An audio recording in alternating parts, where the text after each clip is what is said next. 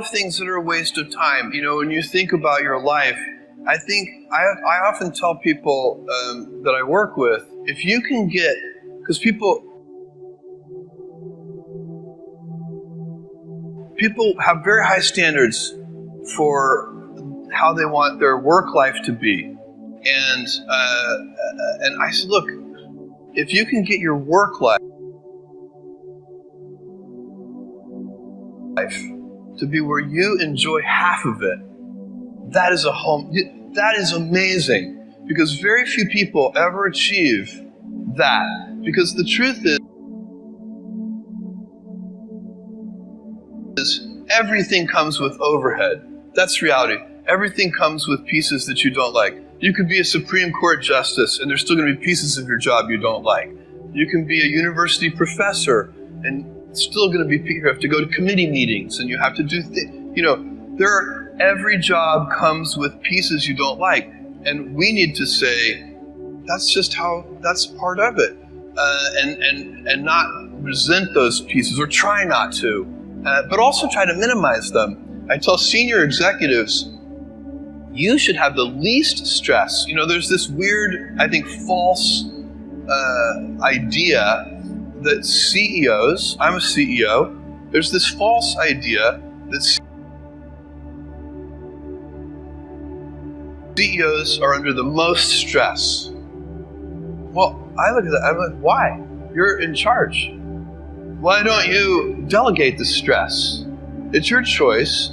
And so you have to figure out how to set up your life in such a way that you can minimize the things. And I find people don't dislike hard work. What people dislike is being out of control. Like, they can't control their life. They can't control their environment. This happens to me when I get overscheduled. I hate being overscheduled. I want some time to be able to think and free myself.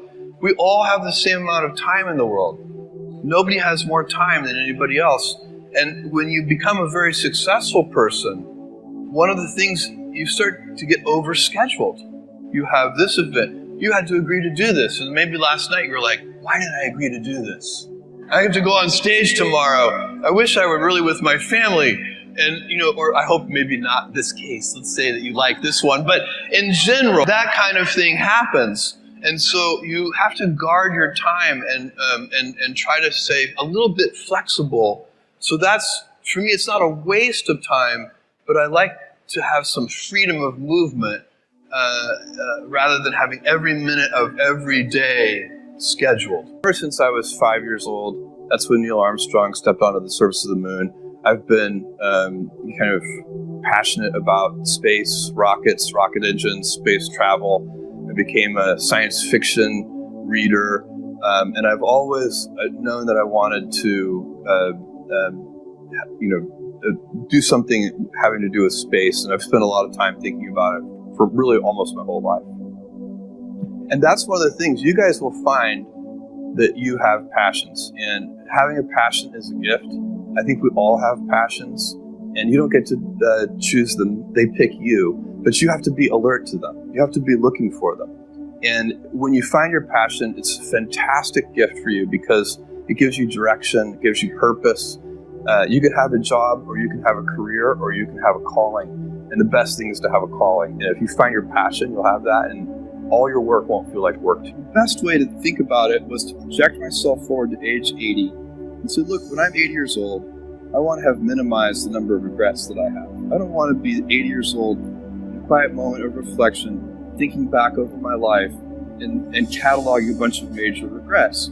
And I think that regrets, our biggest regrets, turn out to be acts of omission. It's paths not taken, and they haunt us. We wonder, what would have happened? I loved that person, and I never told them. And then they married somebody else. I didn't do this.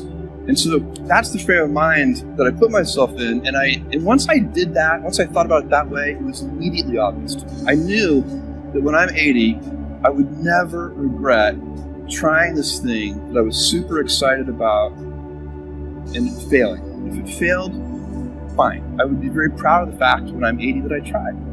And I also knew that it would always haunt me if I didn't try. And so that would be a regret. It would be a 100% chance of a regret if I didn't try, and basically a 0% chance of regret if I tried and failed. So I think that's a useful metric for any important life decision. Many kids and many grown-ups do figure out over time what their passions are.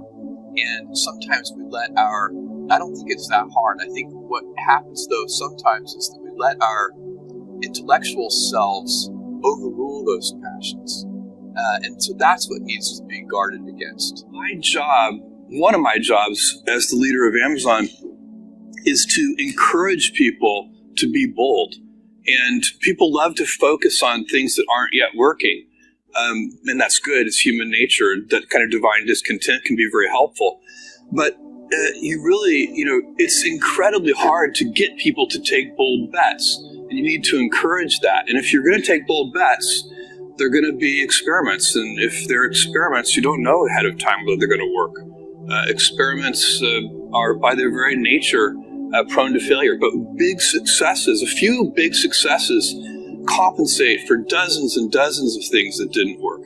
So, bold bets, AWS, Kindle, Amazon Prime, our third-party seller business, all of those things are examples of bold bets that did work, and they pay for a lot of experiments. I've made billions of dollars of failures at Amazon.com, literally billions of dollars of failures.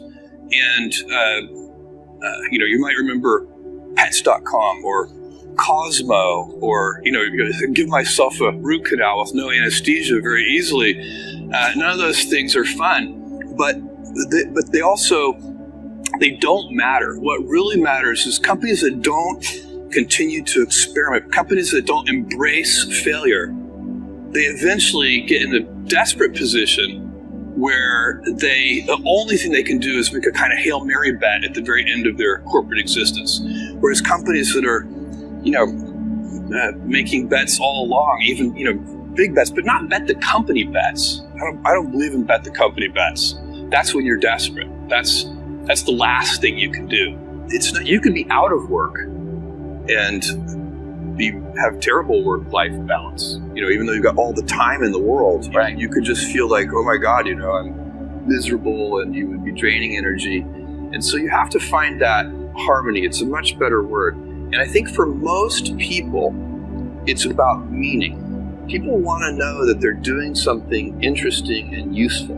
And for us, because of the challenges that we have chosen for ourselves, we get to work in the future. And it's super fun to work in the future for the right kind of person. You need to be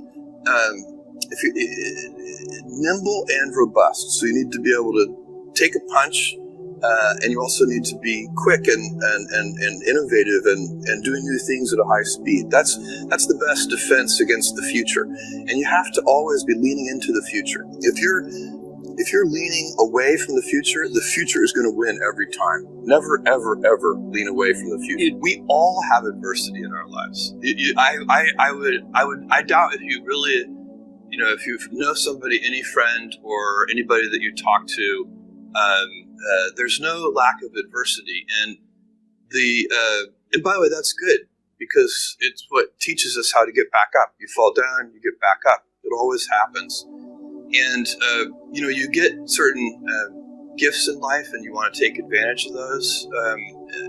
But I guess my advice on adversity and success would be to be proud not of your gifts, but of your hard work and your choices. So, you may be, the kinds of gifts you get, like, you might be really good at math. It might be really easy for you. That's a kind of gift. But practicing that math and taking it to the next step, that could be very challenging and hard, and take a lot of sweat. That's a choice. You can't really be proud of your gifts because they were given to you. You can be grateful for them and thankful for them. But your choices, you choose to work hard. You choose to do hard things. Those are choices that you can be proud of. Being an inventor requires, because the world is so complicated, you have to be a domain expert. I mean, in a way, even if you're not at the beginning, you have to learn enough so that you become a domain expert. But the danger is once you become a domain expert, you can be trapped by that knowledge.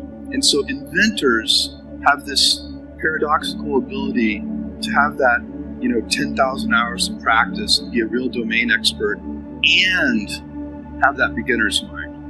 Have that look at it freshly, even though they know so much about the domain. And that's the key to inventing. You have to have both. And I think that is intentional. I think all of us have that inside of us, and we can all do it, but you have to be intentional about it. You have to say, yeah, I am going to become an expert, and I'm going to keep my beginner's mind.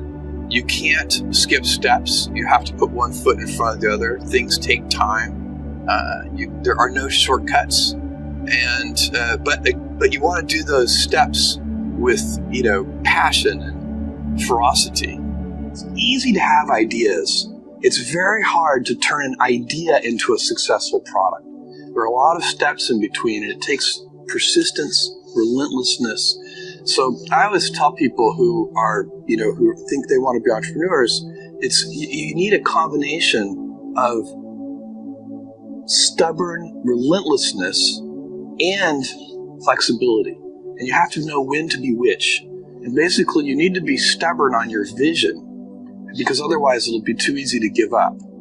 But you need to be very flexible on the details, because as you go along pursuing your vision, you'll find that some of your preconceptions were wrong. And you're going to need to be able to change those things. So I think taking an idea successfully all the way to the market and turning it into a real product that people care about and that really improves people's lives is a lot of hard work. You can choose. We all get to choose our life stories, and it's the choices that define us, not our gifts. Everybody in this room has many gifts. I have many gifts. You can never be proud of your gifts because they're gifts. They were given to you. You might be tall, or you might be really good at math, or you might be extremely beautiful or handsome, or there are many gifts, and you can only be proud really of your choices, because those are the things that you are acting